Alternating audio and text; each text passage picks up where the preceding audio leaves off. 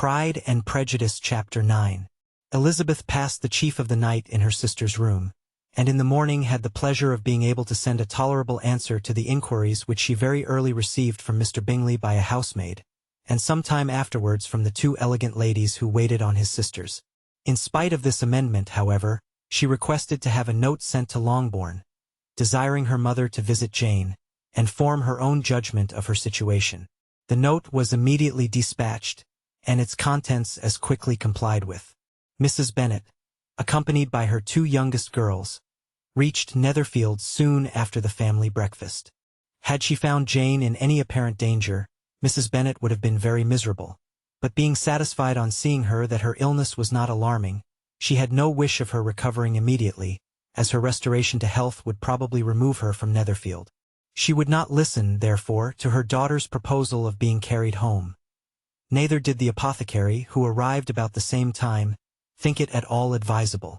After sitting a little while with Jane, on Miss Bingley's appearance and invitation, the mother and three daughters all attended her into the breakfast parlor. Bingley met them with hopes that Mrs. Bennet had not found Miss Bennet worse than she expected. "Indeed I have, sir," was her answer. "She is a great deal too ill to be moved. Mr. Jones says we must not think of moving her. We must trespass a little longer on your kindness." "Removed!" cried Bingley. "It must not be thought of. My sister, I am sure, will not hear of her removal." "You may depend upon it, madam," said Miss Bingley, with cold civility, "that Miss Bennet shall receive every possible attention while she remains with us." Mrs. Bennet was profuse in her acknowledgments. "I am sure," she added, "if it was not for such good friends, I do not know what would become of her, for she is very ill indeed, and suffers a vast deal, though with the greatest patience in the world, which is always the way with her, for she has, without exception, the sweetest temper I ever met with. I often tell my other girls they are nothing to her. You have a sweet room here, Mr. Bingley, and a charming prospect over that gravel walk. I do not know a place in the country that is equal to Netherfield. You will not think of quitting it in a hurry, I hope, though you have but a short lease." "Whatever I do is done in a hurry," replied he, "and therefore if I should resolve to quit Netherfield, I should probably be off in 5 minutes. At present, however, I consider myself as quite fixed here." "That is exactly what I should have supposed of you," said Elizabeth. "You begin to comprehend me, do you?" cried he, turning towards her. "Oh yes, I understand you perfectly. I wish I might take this for a compliment, but to be so easily seen through, I am afraid, is pitiful. That is as it happens. It does not necessarily follow that a deep, intricate character is more or less estimable than such a one as yours." "Lizzie," cried her mother, "remember where you are, and do not run on in the wild manner that you are suffered to do at home." "I did not know before," continued Bingley immediately, "that you were a studier of character. It must be an amusing study." "Yes, but intricate characters are the most amusing. They have at least that advantage." "The country," said Darcy, "can in general supply but few subjects for such a study. In a country neighborhood you move in a very confined and unvarying society. But people themselves alter so much that there is something new to be observed in them forever." "Yes, indeed," cried Mrs. Bennet, offended by his manner of mentioning a country neighborhood. "I assure you there is quite as much of that going on in the country as in town." Everybody was surprised, and Darcy, after looking at her for a moment, turned silently away. Mrs. Bennet, who fancied she had gained a complete victory over him, continued her triumph. "I cannot see that London has any great advantage over the country, for my part, except the shops and public places. The country is a vast deal pleasanter, is not it, Mr. Bingley?" "When I am in the country," he replied, "I never wish to leave it, and when I am in town it is pretty much the same. They have each their advantages, and I can be equally happy in either." That is because you have the right disposition." But that gentleman, looking at Darcy, seemed to think the country was nothing at all. "Indeed, mamma, you are mistaken," said Elizabeth, blushing for her mother. "You quite mistook Mr. Darcy. He only meant that there was not such a variety of people to be met with in the country as in town, which you must acknowledge to be true. Certainly, my dear, nobody said there were. But as to not meeting with many people in this neighborhood, I believe there are few neighborhoods larger. I know we dine with 24 families. Nothing but concern for Elizabeth could enable Bingley to keep his countenance. His sister was less delicate, and directed her eye towards Mr. Darcy with a very expressive smile. Elizabeth, for the sake of saying something that might turn her mother's thoughts, now asked her if Charlotte Lucas had been at Longbourn since her coming away. Yes, she called yesterday with her father.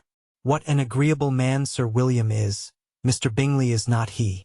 So much the man of fashion. So genteel and so easy. He has always something to say to everybody. That is my idea of good breeding. And those persons who fancy themselves very important and never open their mouths quite mistake the matter. Did Charlotte dine with you? No, she would go home. I fancy she was wanted about the mince pies. For my part, Mr. Bingley, I always keep servants that can do their own work. My daughters are brought up differently. But everybody is to judge for themselves, and the Lucases are a very good sort of girls, I assure you. It is a pity they are not handsome. Not that I think Charlotte so very plain, but then she is our particular friend. She seems a very pleasant young woman, said Bingley. Oh dear, yes. But you must own she is very plain. Lady Lucas herself has often said so, and envied me Jane's beauty. I do not like to boast of my own child. But to be sure, Jane one does not often see anybody better looking. It is what everybody says. I do not trust my own partiality. When she was only 15 there was a gentleman at my brother Gardiner's in town so much in love with her, that my sister-in-law was sure he would make her an offer before we came away. But, however, he did not. Perhaps he thought her too young. However, he wrote some verses on her, and very pretty they were. And so ended his affection, said Elizabeth impatiently. There has been many a one, I fancy, overcome in the same way. I wonder who first discovered the efficacy of poetry in driving away love. I have been used to consider poetry as the food of love, said Darcy. Of a fine, stout, healthy love it may. Everything nourishes what is strong already. But if it be only a slight, thin sort of inclination, I am convinced that one good sonnet will starve it entirely away. Darcy only smiled, and the general pause which ensued made Elizabeth tremble lest her mother should be exposing herself again. She longed to speak, but could think of nothing to say, and after a short silence Mrs. Bennet began repeating her thanks to Mr. Bingley for his kindness to Jane, with an apology for troubling him also with Lizzie. Mr. Bingley was unaffectedly civil in his answer, and forced his younger sister to be civil also, and say what the occasion required. She performed her part, indeed, without much graciousness, but Mrs. Bennet was satisfied, and soon afterwards ordered her carriage. Upon this signal, the youngest of her daughters put herself forward. The two girls had been whispering to each other during the whole visit, and the result of it was, that the youngest should tax Mr. Bingley with having promised on his first coming into the country to give a ball at Netherfield. Lydia was a stout, well-grown girl of 15, with a fine complexion and good-humored countenance. A favorite with her mother, whose affection had brought her into public at an early age.